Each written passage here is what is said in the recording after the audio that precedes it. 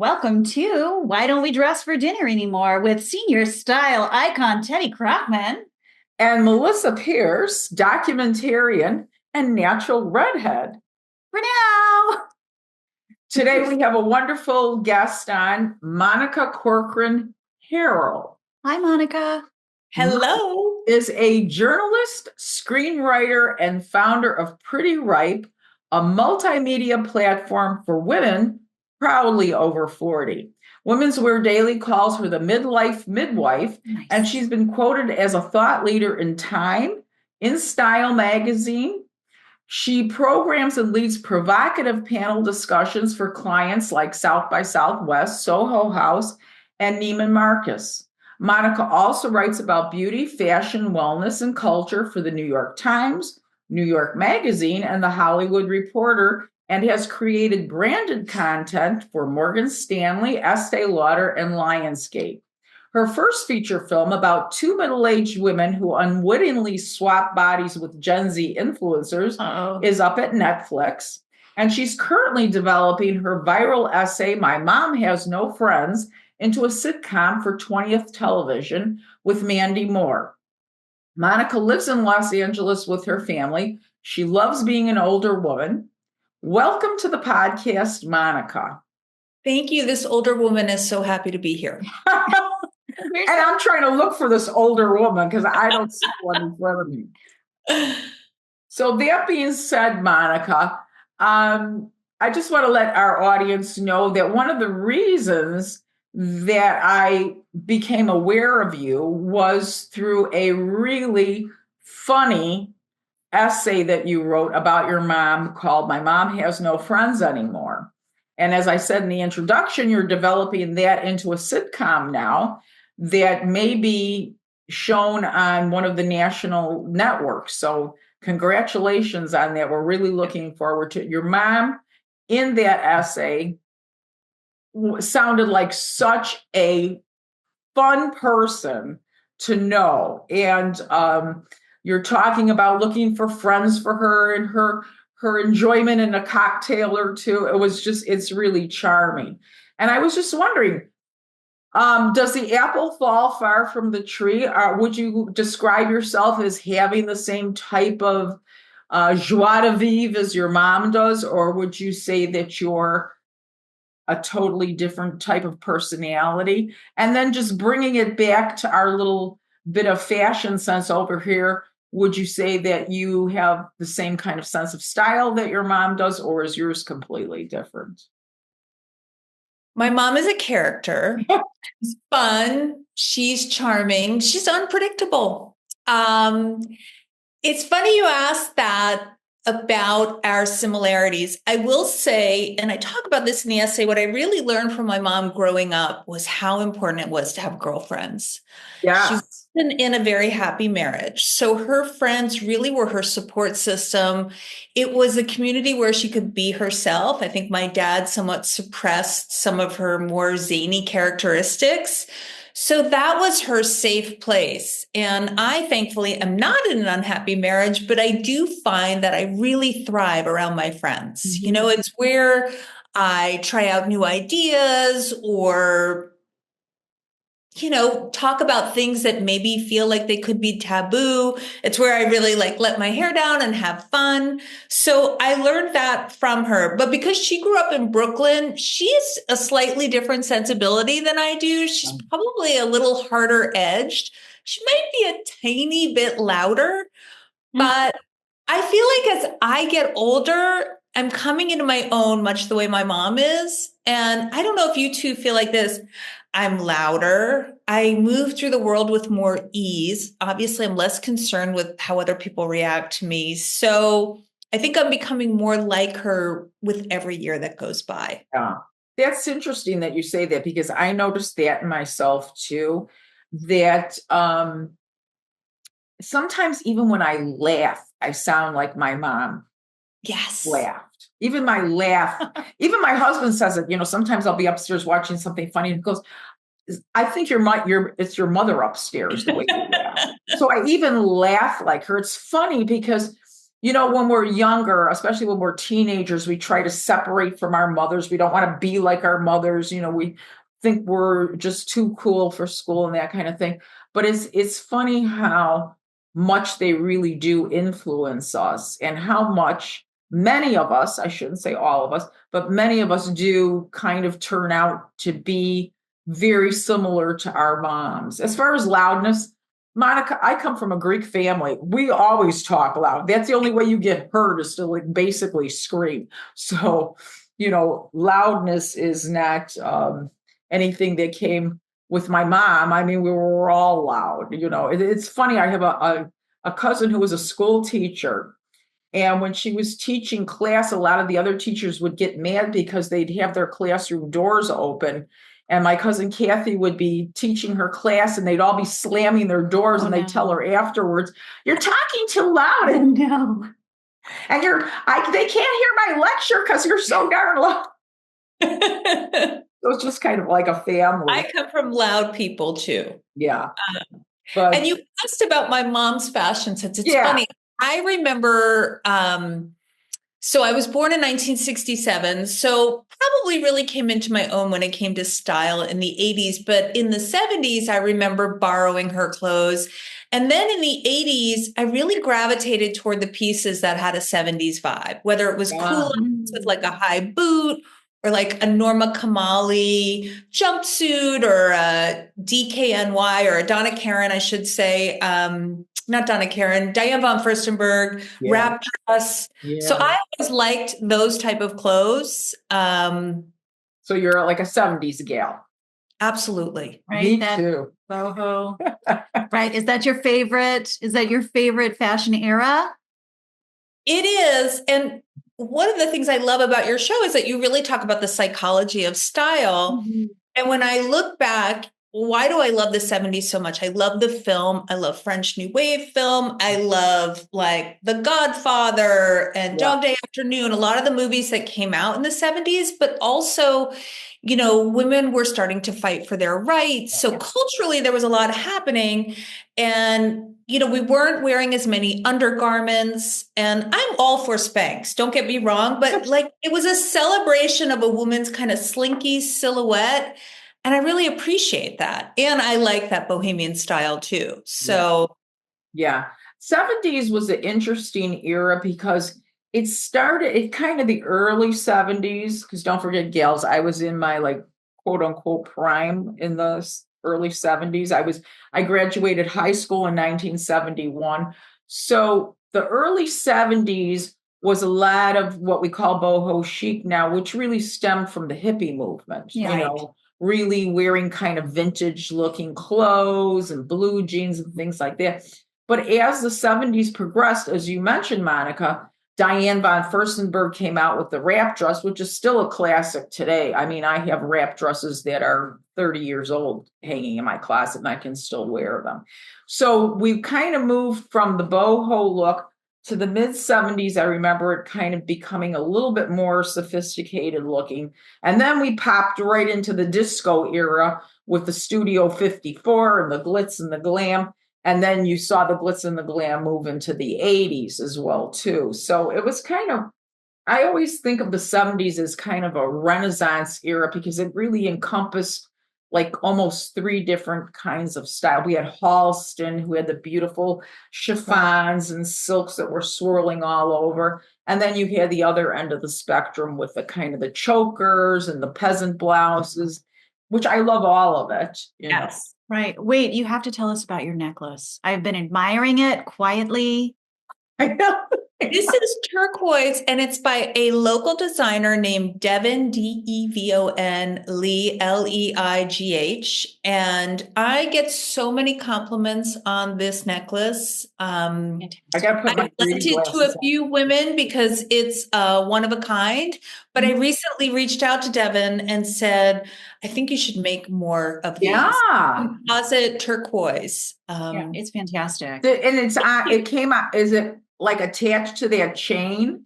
It is, and it's actually not a choker. It falls about here. Oh, you pulled it back. I only wear it down here when I have a turtleneck on. I'm very, very cognizant of where my necklaces fall, but I love a choker. So I pull it up and I put a rubber band in the back to hold it in place here. Yeah. Oh, very That's good. a good trick. I use those mini hair clips. Oh, you also use for orchids for the same thing. Yes, I have those too. Oh, yeah. For the orchid branches. For the orchid branches, I use it for the back of my necklaces to adjust them. Well, gorgeous. I recall going to some sacred pools in Taos and having to drop little pieces of turquoise in as a prayer before getting in them. And you're just wearing this prayer on your neck, and it's just absolutely fantastic. Thank you so much. I like that thought. I will remember that I'm wearing a prayer around my neck. We all need prayers. We do. Yeah, especially now. Well, one of the other things I wanted to ask you, Monica, is you had an essay in your Pretty Ripe where you talk about how stress can make your hair go fucking gray. Not just regular gray, fucking gray. And then you gave some great tips on how to relieve stress, etc. But let me just ask you this, being a gray-haired lady myself, what's wrong with gray hair? Dang. You snap. You're absolutely right. And I am completely accountable. However, as much as positive as I am about aging, I think anti-aging thinking and rhetoric is very systemic. We're all conditioned in that way. And, for me, I dye my hair. However, using that quote unquote fucking adjective was a miss. I'm going to own up to that because a lot of my readers ask me how to stave off gray, how to stave off their, salon appointments. I find that thinning hair is probably a bigger concern than color. But I think you're absolutely right. I was remiss, and I'm going to go back and I'm going to take that out for people who go and read that piece on the web. Well, that's great to hear that you acknowledge that was a miss because, I'm not meaning to be confrontational. I was just actually really curious about what your response would be. But, especially at my age, it's discouraging sometimes when you hear younger women who are very concerned about aging to the point where, they're shooting up their face with Botox at 40. At 40, I didn't have a line on my face. What are you Botoxing? And I'll hear, it's preventative. I don't know what you're preventing because the minute the Botox goes away, the wrinkle will still appear. It's not going to prevent anything.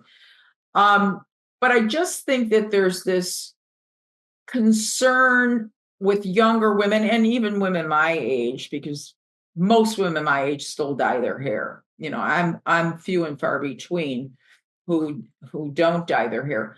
But I think there's this big concern with women who have gray hair, yet we never question why men have gray hair. You would never say to a man, well, why don't you dye your hair? You'd look a lot younger. We Absolutely. Don't even question that. But with women, even my hairdresser the other day, she says to me now, in my own cynical way, I'm thinking, well, she just wants to sell. She wants me to come in every few weeks and do the hair dye because it costs a lot of money. But she'll say, yeah, I don't know. You look so much younger. She says, the only thing about gray hair is that people automatically assume that you're older. And I looked at her and I said, Tracy, I'm 71 years old. I am older. Yeah. I am older. And she knows how old I am. But it's like, when do we stop trying to be 21? I have to say, I have to be contrarian. I love fucking gray. right? Because there is this thing where, one, my hair is red. That's my identity. That's who I am. I am attached to it. It's me, right? So when I think about my hair changing, that's my whole identity changing. But your hair has changed. I mean, my hair, yes. Underneath that hair dye. My hair has changed, right? It now grows in like strawberry blonde, and it's too light for me and I dislike it. And so I put a gloss on it every couple of weeks, just myself, which is why it probably looks like a carrot right now. But your hair is gorgeous. Yeah, thank you. Thank you. You're both so good looking. You should move to LA. Here. We're all we need more good looking people in LA. But fucking gray is also this like, my identity is going to change whether I want it to or not. Right. And I would rather let it be a little bit more slow. I would rather slow it down. I'm not ready to change who I perceive myself to be. Right. And I can understand that. So that's not as much of a youth thing as like Samson. My hair is my identity. It's my strength. And if I'm changing that, who even am I when I look in the mirror? So like our visual selves are so powerful. Let me ask both of you this question then. Because I totally understand it. I dyed my hair all the way until I was age 66, so I'm not pretending like I'm any great crusader here. And truly, yeah, I wasn't ready to go gray in my 40s or my 50s, whatever. But the question I would ask you both, Go for it. Go for it. I totally forgot.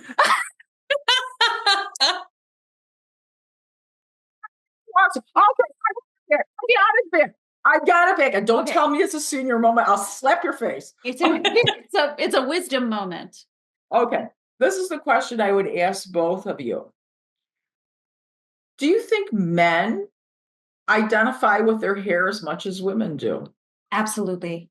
You think they do? Absolutely. My partner started balding and he totally went on a journey. Who even am I if I don't have this massive curls? And now, he shaves his head. He got super buff. He needed to identify outside of. But he was able to transition pretty quickly, it sounds like. A few years, a couple crises. The transition was tough.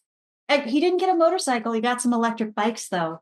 Considered buying a bike, So I do think men go through it. How about you, Monica? What do you think? Do you think men I agree with Melissa. However, I do think men go through it on a more superficial level. And by that, I don't mean superficial as in fake, as in less deeply than we do, because we in part identify with our hair because that's how other people identify us. And my husband is Israeli and he has gorgeous, dark, black hair, full head of hair. I don't know how he would react, but let me just tell you something. This man never washes his face. He doesn't put anything in his hair. So I can't imagine that he's as attached to this hair as a talisman as I am to mine. Right. I think men, we discount that men don't go through the aging process and have their own mourning over, what the physical, I don't like to say the decline, the physical transition. Let's put it that way. It is. It's a transition. Yeah. And I think it's important for us to realize that really, I think you put it well, Monica, is that it is a transition. It's, a lot of women look at it as the loss of their youth, as the loss of their beauty. But I think there's a different kind of beauty in maturing. But just like anything else, if you don't take care of yourself, if you don't maintain yourself, if you don't eat healthy, if you smoke, you drink a lot, you sit in the sun, you're not going to transition into that mature identity as well as if somebody who's actually taking care of themselves, physically and mentally. And emotionally, for sure. Yeah. So I think that's a very important part of transitioning well into being a mature woman, because everybody is aging. An infant born today is aging. Everybody is aging. It's just you notice it more when you hit a certain age because, you're losing some elasticity in your skin, a few little wrinkles here and there are showing up. But who's to say that wrinkled, sagging skin can't look nice too? Well, it's just a different way of looking. It's not, you could get a facelift and have your face pulled back so tight you look like you got your face stuck in a bus door. It's not going to make you look like you're 20 or 30. I don't care what. You're never going to look, when you hit a certain age, no matter how many things you shoot into your face or how many plastic surgeries you get, you are not going to look young and you are not going to look middle-aged. You're going to look like a mature woman who's had some face work done. Right. I do want to point out the morning, and I hear you. I do want to point out the morning. Brene Brown did this research, Men, Women, and Shame, and she found that men's shame was in performance. Like if they don't perform well, they have deep shame. Women's shame, even now, is still based on the way they look. Mm-hmm. So there is a deep shame in this transition.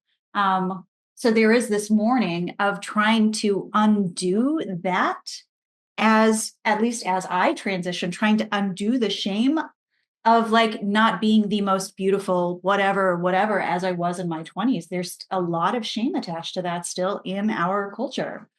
So that mourning is real. As you let go of that, you have to work through the trauma of that, of being judged, of feeling deep shame about your looks. Right. Which is wild. Well, I don't think men no. Very, very thoughtful and poignant, and a great launching point for more discussion. I don't think men ever apologize for their looks, whether they look unkempt from oversleeping, or they're hungover, or they just haven't gotten dressed up. And we as women not only apologize, but if we get a compliment, we deflect it, which is too bad. But I want to get back to what you were saying, Teddi, about transitions. I think as human beings, we should be taught that life is a series of transitions. Yes. Whether it's from your 30s to your 40s, whether it's from one job to the next, whether it's your perspective. I think, unfortunately, we're somewhat taught that like things that stay the same are good. You know what I mean? There's stability, exactly. Really very little stability in life. I mean, I witnessed that with the fires here in LA. Yes. You are constantly transitioning and being tested. And I think if you anticipate life as a series of transitions, you're less disappointed when they happen. You embrace them and pivot accordingly. Yeah. Would you say your mom sounds like a very kind of lively, like I said, social person? Would you say that she has influenced your perspective on aging at all? Absolutely. I cannot wait to become my mom. She just has the best life right now. I mean, she's fortunate in that she's retired and not working. She's 83. She stays up watching like shows on Netflix. She likes sci-fi, and she likes kind of like mystery, thriller, crime stuff, not true crime. She goes out with her friends. She listens to classical music. She dances in her apartment. I know she gets lonely sometimes. Yeah. She fights a lot with her cat. They don't get along. Shocking. But I also see that she's curious. Beyond that, she's very curious. She talks to everyone. And I just see that like nothing has been snuffed out. If anything, her candle really does burn brighter now, because she's confident, and she's like, you know what have I got to lose? I may as well just be myself, like a kid. Has that helped you in your, like, you have started Pretty Ripe. This is a great platform, and you've seen your mom thriving. Has that helped you being this, I don't know, midwife of midlife? Like, how has that played into that? And can you talk about Pretty Ripe a little bit? Sure. And why starting at 40? Well, I started Pretty Ripe, I think about 5 years ago. And I will tell you, I was writing for women's magazines for much of my career. And when I hit around like 48, 49, 50, I started pitching ideas about perimenopause and career pivots. and this, myth of the invisible woman. And, I reached out to my editors at Elle and Marie Claire, even Huffington Post, and everyone said, you know what? Our readers sort of tap out after 40, according to our advertisers. So they didn't want to write articles for women who were 44 or 48 or 52. And I was so put off by that. I was like, this is such a sensitive time for so many women. How could you abandon them after that? After they've been with you in their 30s, their 20s and their 30s. So I just started this newsletter and wrote about weightlifting and how important that was as you got older, and the symptoms of perimenopause, and a great foundation by Ilia that I loved, a serum that I felt like was really wonderful for my age, because I looked in the mirror one morning and I thought, what happened to my glow? I used to glow. And my skin had changed, estrogen depletion, all of the biological effects of getting older. And it just grew from that. And I will say I made it after 40 because that's what I heard from the magazines. Okay. Like after 40, why does 40 seem to be the magic age where we consider women to start becoming invisible? Which is crazy, because that's when you have the spending power. Why aren't advertisers? Yes. What do they think? I will say that's changing now. Yeah. I think magazines have really woken up and embraced Gen X and beyond. I think in part it has to do with, biologically, women stopped having kids at 40. I had my daughter at 42, and let me tell you, I had to call in the IVF National Guard to get pregnant. That's just my story. But I think for most women, if you start trying to get pregnant at 40, you're a little behind. Yeah. So I would make that correlation. I think there's so much of how we behave is still pretty primal in that way. It's biologically hardwired into us. Yeah. Do you think it's biologically hardwired, or do you think it's really stems from, I love to watch a lot of old movies. And one of the things I remember reading about movie stars in the 30s and the 40s were that once a woman hit 40 in Hollywood, she was basically considered done and done.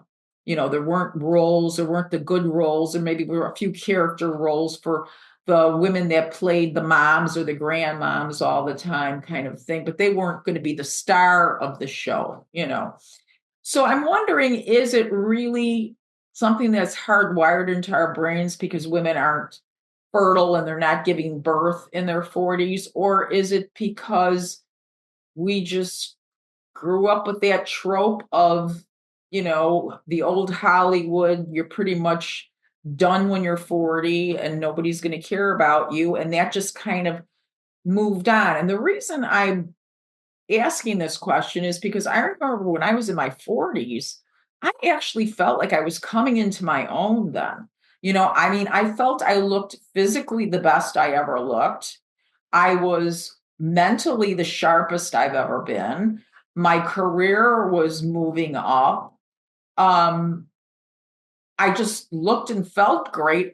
People thought I was always thought I was 10 years younger than I was. And I'm thinking to myself, I looked hot when I was in my 40s. Why would anybody say, oh, I'm 40, everything's going to start to fall? It really doesn't. Women look great in their 40s if they take care of themselves. Just like, there are 20-year-olds who don't look so great because they don't take care of themselves. It's all in how you take care of yourself.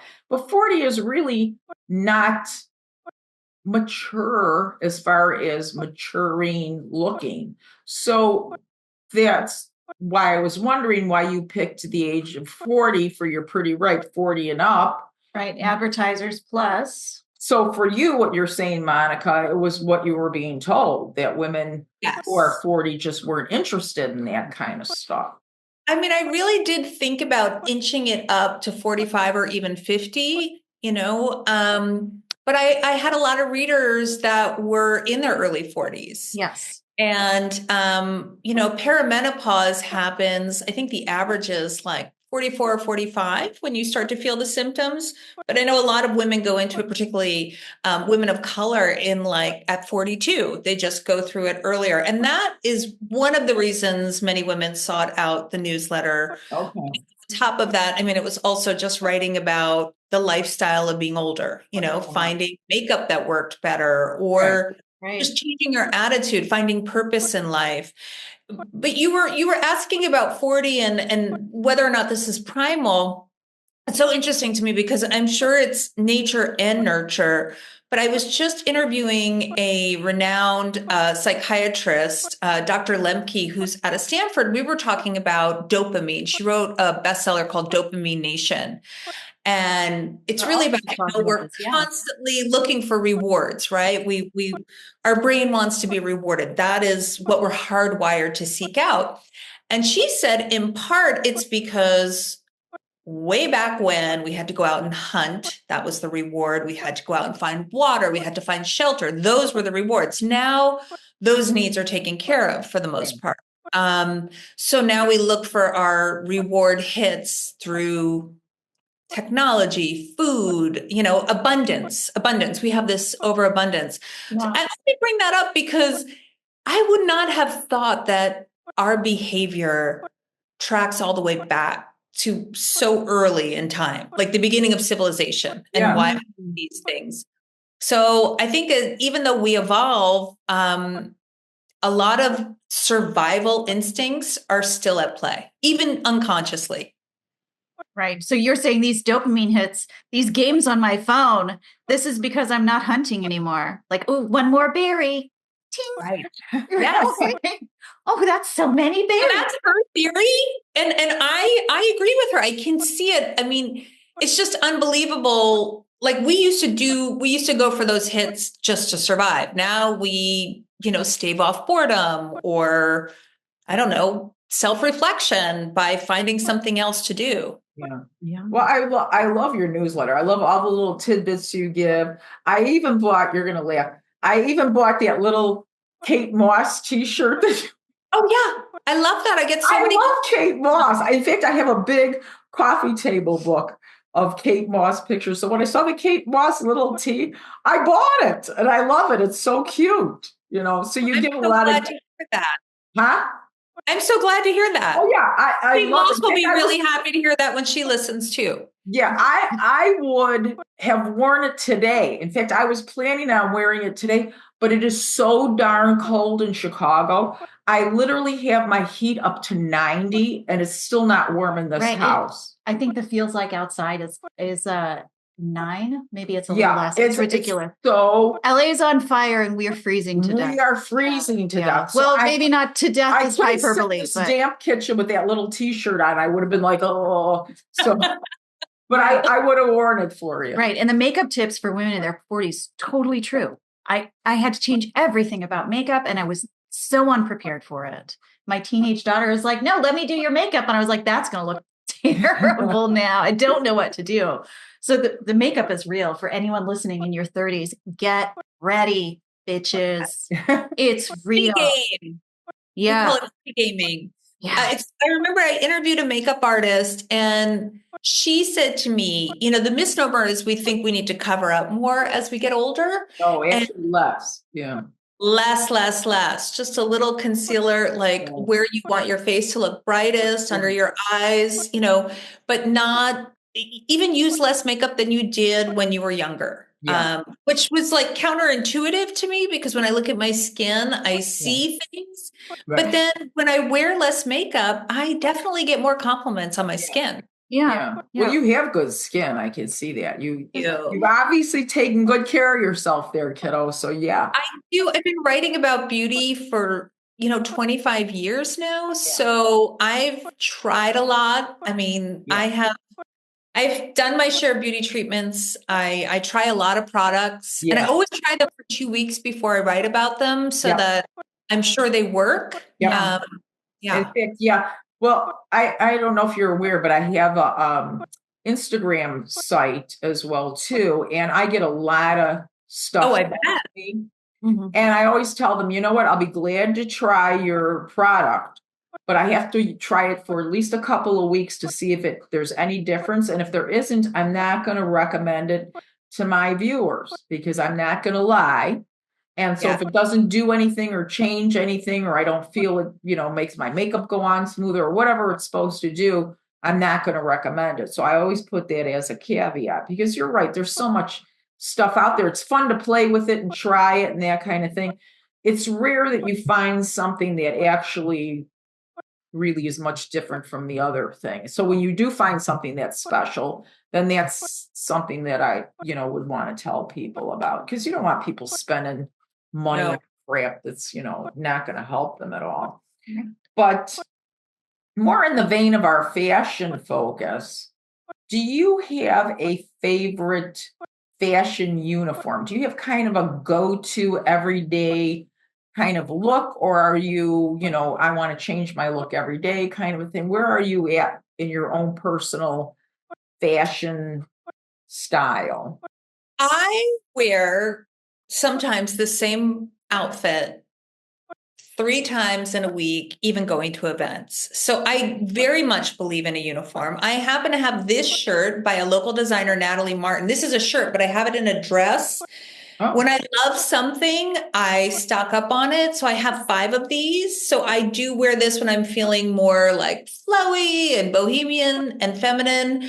And then there's a sweater by Claire Vivier, another LA designer, that I have had to find on eBay and the Real to get 5 different versions of it. So when I find something that I love, I tend to just wear it because my barometer is, do I feel great? Do I feel like I could get the job done in this look? That is really what I ask myself when I look in the mirror.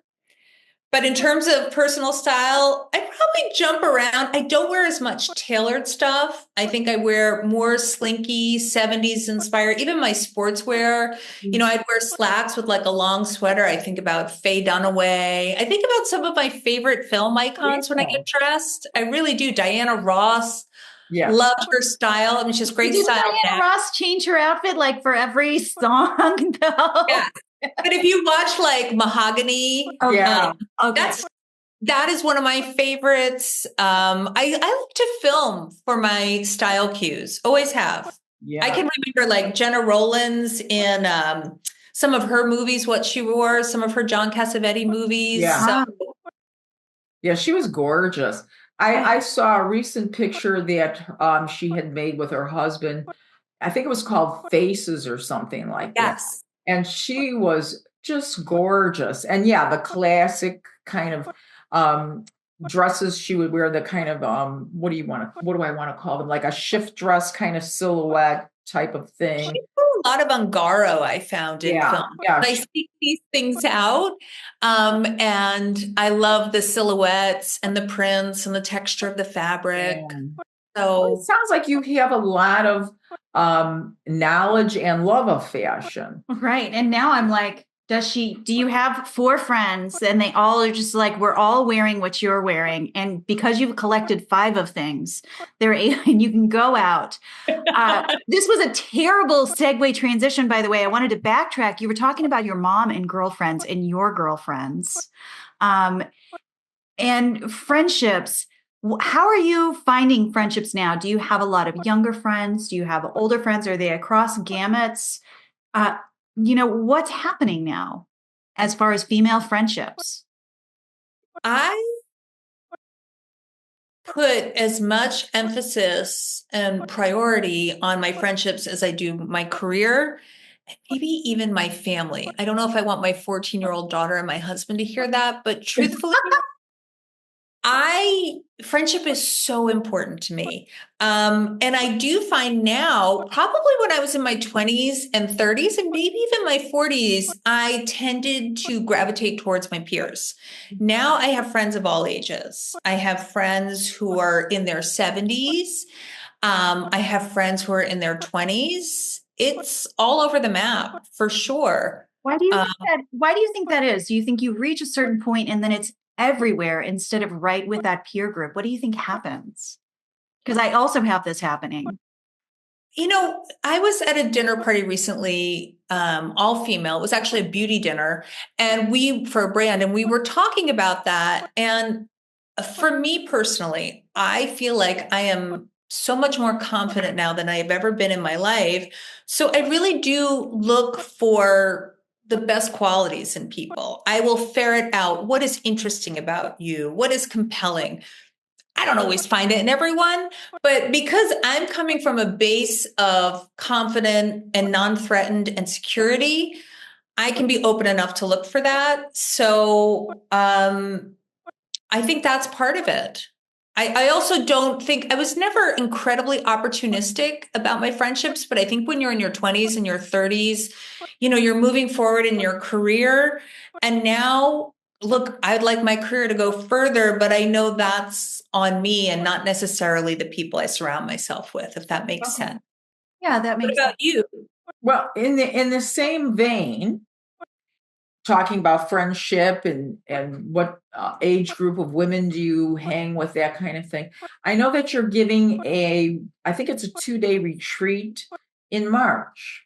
Yes. And it's a women's retreat. It sounds like you're going to have lots of fun events and that kind of thing. What is it that you want your guests to come away with after this retreat? What is it that you're hoping that they'll have experienced or learned or come away with after spending a couple of days in this group?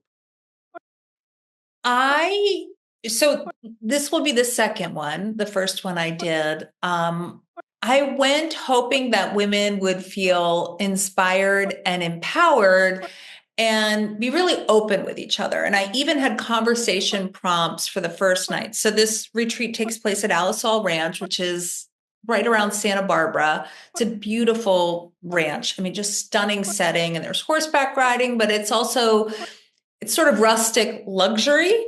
But what I found, these women connected. They did not need me to facilitate. So I hope that in the immediate sense, these women would connect. And what they would get from each other and the workshops I created, and even myself, was to be inspired and walk away feeling empowered. And that was the case. And I will tell you, Teddi, it was billed as chapter 2. Second act at Alisal. I should know the name of my retreat, right? Act 2 at Alisal. And when I got there, a woman who just reached out to me to check on me about the fires, she's 72, named Karen Montgomery. And I thought it was going to be mostly women in their 40s and 50s. And we had all age groups. And there were no cliques. Everybody came together. And this woman, Karen, talked about how she climbed Mount Everest just to prove to her husband that she was fun, because he said she wasn't fun. And we all laughed, but we were so inspired by her. And these women had fantastic careers or not. And it just, the inspiration and the empowerment that we got from each other was really magical to me. It was pretty extraordinary. So you're saying that pretty much from this gathering, that the women kind of all supported each other, listened to each other, created new friendships, bonded in a way across age groups, which I think is fabulous because, the things we see on TV, and I was talking to Melissa about this earlier, we do what we call a buddy podcast every now and then, where it's just she and I talking to each other on the podcast. And we were talking about reality shows and how they become like addictive, and people call them guilty pleasures. And I was telling her how I watched the Housewives of Beverly Hills in New York, and I'm actually ashamed of it. I'm actually ashamed because the shows really focus on nothing but these women stabbing each other in the back, bad mouthing each other, talking about each other, fighting constantly. It's not a good view of women.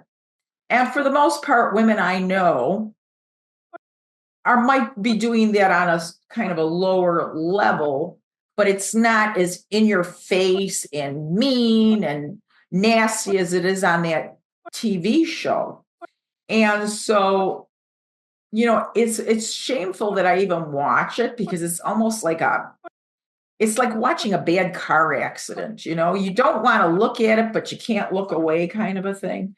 So it's nice to hear that you have something going that shows women supporting each other, being able to engage with each other across age groups, just like Melissa and I, she's a Gen Xer, I'm a baby boomer, but here we are, doing our thing. Right. So it's like, we're all women. It doesn't matter what age we are. There's a commonality in our life experience as we go along. Right. And so it's good to know that you're doing something like that engenders that, instead of TV shows that show women saying, "Oh, did you see?" Really nasty and everything like that. And I'm watching that the other day, and I'm thinking to myself, why am I giving them the ratings? And yet I'm sitting there like, what is, Right.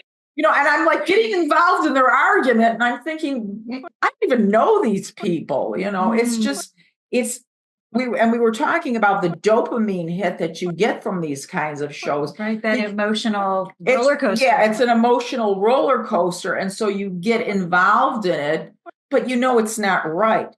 It's not, you really don't want to perpetuate that, stereotype of women who are constantly competing with each other and talking against each other and backstabbing, because for the most part, I think women do want to support women, and I think we have more in common that bonds us together, but we don't see that being reflected on TV as much. Right. What it sounds like is you created this to help women with their confidence, to feel more confidence in being empowered, to come into their power.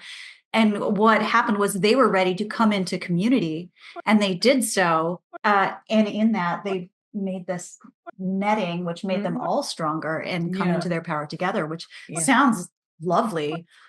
If it's not full, guys, you should get on that, because that sounds incredible. Yeah. That really sounds incredible. It sounds like a great. I have to tell you, I left so inspired last year. And what I learned was these women, I brought in thought leaders who spoke, and we did workshops. But what I learned in the end was more time to let these women tell their stories, because they all had great stories and they could really lift each other up. They didn't need thought leaders. We're all thought leaders, right? So that was interesting. So this time around, I'm going to allow for more time for just discussion in a group, because how often do you get to talk about your triumphs, your fears with women who don't know you, therefore maybe are not judging you. You're afraid to say this in your peer group or your friend group. So I'm really excited. Yeah, it sounds great. I'm going to get political for a minute, if you don't mind, because I was listening to what you were saying, Melissa, and I had this conversation with my husband this morning about, where we're at as a society, gender-wise. And I really do think that men are feeling angry, pushed aside, and we as middle-aged women are coming together. And I don't think men have that, but at the same time, they also feel like victims of the Me Too movement.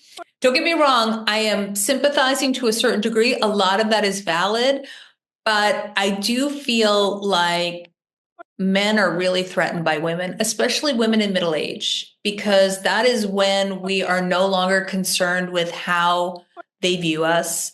We're more powerful, we're more confident. And I think that scares some men. I'm not going to say all men. I think that's why witches, usually women in middle age, were deemed witches, let's put it that way, so that they could be gotten rid of, right? And this is a really powerful time for women, middle age and beyond. Like, it is really our moment. This is our prime, if you want to apply it. And I think that's great for women. And I shouldn't put out this like caution about men, but I do think men see this strength and it's a little frightening to them and threatening. Yeah. What do you think? I also want to say, I think that they want that, our society as a society has not given men the capability and confidence to have a community that is emotionally and mentally supportive. The closest they have is sports ball. Like, we can have emotions about sports balls, but otherwise it's different.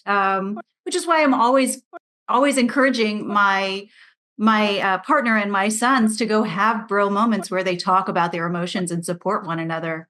Because it is very lonely if you've grown up in this culture. And then women being able to have that and also have everything else that men have traditionally been able to have is scary. Oh, they're taking everything away. No, we're just coming with more for what is our right anyway. And you could also have it. So a loneliness epidemic, yes, certainly. Some big backlash, yes, certainly. But emotions are scary.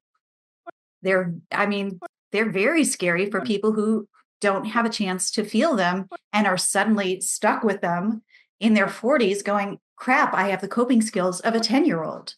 Yeah. Right. And our emotions do motivate us. So what do you think, Teddi? I think that that's very true of probably men. I would say 40, 45 up or something like that. I think younger men, I think they're learning to express their emotions a little bit more. I think they are not as threatened by women because they've grown up with women who are college educated, who are successful, that kind of thing. I think men like in my husband's age bracket, I can see that, he actually joined the Masonic Lodge just so he could find some friends. For community. Because all of his childhood friends have all been married. They all kind of retreat into their own families. And men don't carry out long-term friendships like women do. And so I think that that's right. What you're saying is that they are in some ways envious of the relationships that they see their wives or their girlfriends having that they lack. But I would say that's mainly maybe what I'd say middle-aged men and up. And I'd say for younger men, I think they're going to be better off emotionally. I hope so. I hope they hold on to their friends. I did read a study once that men who got married tended to let go of their friendships. Yeah. And just, cleave to their wives. Yeah. And women didn't do the same thing. So men lost all of their friendships because they found this one person. Yeah. Right. So they no longer had their friend group. Right. And that's why you see, I think the other statistic is that a vast majority of men who are divorced or widowed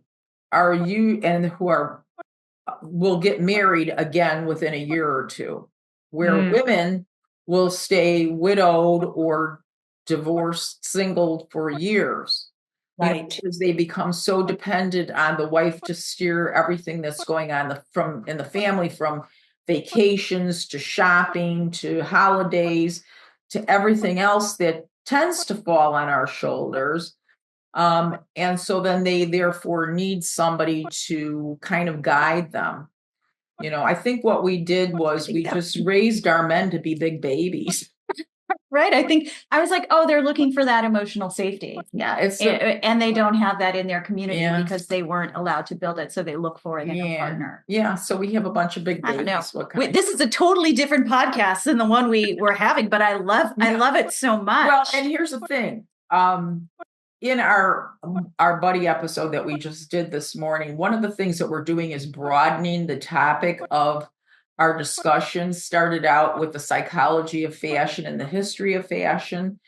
But I think the title, Why Don't We Dress for Dinner Anymore, really is a metaphor for why have things changed, and have they changed for the better or have they changed for the worse? And so one of the things that we want to do on our podcast, and we're kind of doing that with you, Monica, is expanding the discussion beyond fashion to what are the other things that influence everything in our lives, because ultimately the way you dress reflects your life.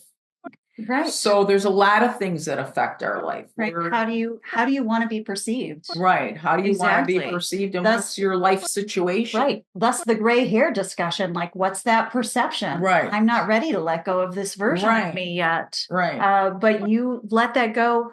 I would like to think gracefully, but it sounds like you dyed your hair up until 66. Until you were like, you know what, this is the time. Yeah. Which is wild. I'm like, how do I do it? I don't know.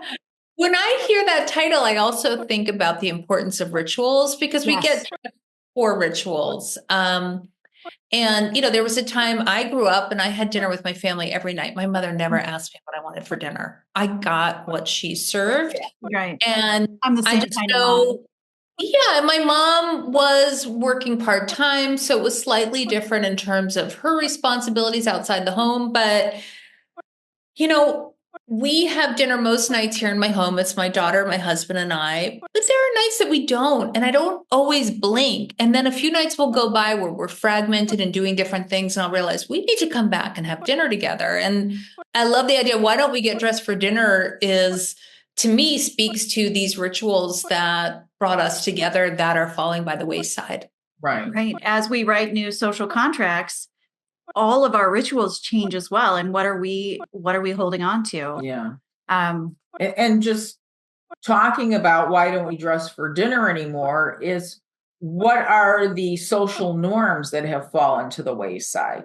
There was a time I remember my mom would say, oh, we're going out to eat. I've got to get dressed up. I mean, it wasn't a question of, am I going to wear my jeans and my top or whatever? It was, you get dressed to go out. Going out to dinner is something special. So as social norms change, the way we dress changes as well too. And it's reflected in the way that we dress.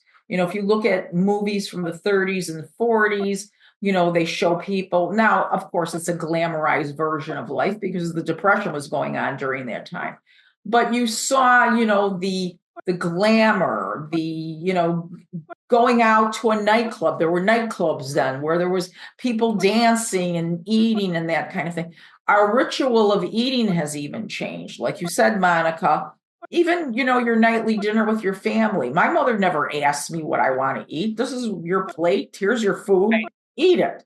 My grandson comes over and Alex, do you like macaroni and cheese? Alex, will you eat steak? Alex, and I'm like, why are we adjusting to this kid? Exactly. Because he's 9 feet tall already, and he's 14, and I'm worried about if he's going to eat his dinner. If he doesn't eat his dinner, too bad. Then go hungry. He's going to be okay. What's the matter with me? But I adjusted to the social shift, where we're catering to everybody's particular tastes as opposed to, this is our family meal. We're all going to sit down and we're all going to eat the same thing. If you don't like it, then fine, then don't eat it. But no, we're not going to make you a special hamburger because you won't eat, steak, or we're not going to make you a special spaghetti because you don't like this, I feel like this comes back to something you said, Monica, about abundance.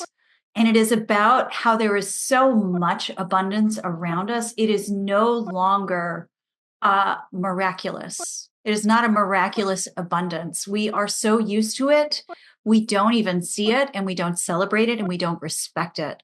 And that's from the top of my head, thinking about your Chinese exchange student who said, I dress to show you respect, or you dress to show me respect. Right. And this lack of appreciation for them. It's not even gratitude. Yeah. Right. It's like, you don't have to be grateful for every plastic flower. Yes. But this, understanding the miraculousness of abundance and what we actually are. We're just in this, everything sucks. Therefore, we can wear yoga pants to Olive Garden or whatever casual dining is available because it's all there. And they ship in all of the same food from the same manufacturers, and it doesn't matter. Yeah. And we're not seeing something that is happening in the miraculous, even if it's not something we really want. Right. In that miraculous. I don't want 100 casual dining places. I just want one really nice one. Yeah. I agree. My mom had a rule, no jeans at the museum when I was growing up. So when we went into Manhattan and went to the Met or MoMA, we were not allowed to wear jeans. And I remember the first opera my husband and I attended, and we were probably in our late 20s. And, everybody was dressed to the nines and everything. Now you go to the opera and there's people, they got their backpacks, their blue jeans, they look like they're going to go out to have a picnic. Right. Opera used to be considered an event. You went somewhere special and ate, then you listened to the beautiful music and watched the beautiful performance going on. And now it's just like people are going to the movies, wear a pair of jeans and a shirt and I'm going to the opera. So there's nothing really that's considered, like you were saying. Yeah, I think there's nothing that really people really appreciate as being elevated or being the need for to be part of that celebration that you're watching. because it's become so everyday. Yeah. The everyday is no longer miraculous because there's so much of it. Yeah. There's just so much. Well, Monica, you've stimulated so much conversation. Does that mean I get to come back? Maybe. Definitely. Yeah. You're going to come anytime. You can come back after your retreat and report to us about I will. A fabulous thing. But before we leave, I just want you to give a little shout out to your newsletter, Pretty Ripe, and tell our listeners how they can subscribe to it. And just give them a little commercial about that before we let you go. So if you go to prettyripe.com, you will see a tab to click to subscribe to the newsletter, which used to come out every week, and now it's more bi-weekly. But when it does come out, I cover beauty, I cover culture, I cover wellness, and I cover style, of course, fashion as well. So please join me. And we do community events and Pretty Ripe on Instagram. I do IG lives. I'll have to have you two on an IG live. And I've had everyone from Dr. Marie Claire Haver, who's the famous doctor out of Texas who talks about middle age and menopause, to Claire Vivier, who is a designer, to Paulina Porskova. So I try to get all these inspiring women on the IG Live. So please join me. And I'm always encouraging people to ask questions. Yeah. It is a great newsletter. I love it. I look forward to reading it. You always have some really cute tongue-in-cheek little story that you tell. One was about you apologize to your girlfriend because you're always canceling dates with her and stuff like that. So she's got some really fun articles in there, good makeup, beauty tips, fashion tips.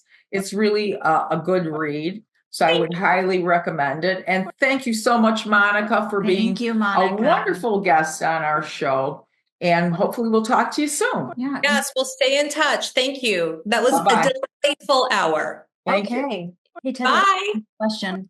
Why don't we dress for dinner anymore? I don't know, Melissa. Why don't we dress for dinner anymore? You got me. Bye. That's the Bye.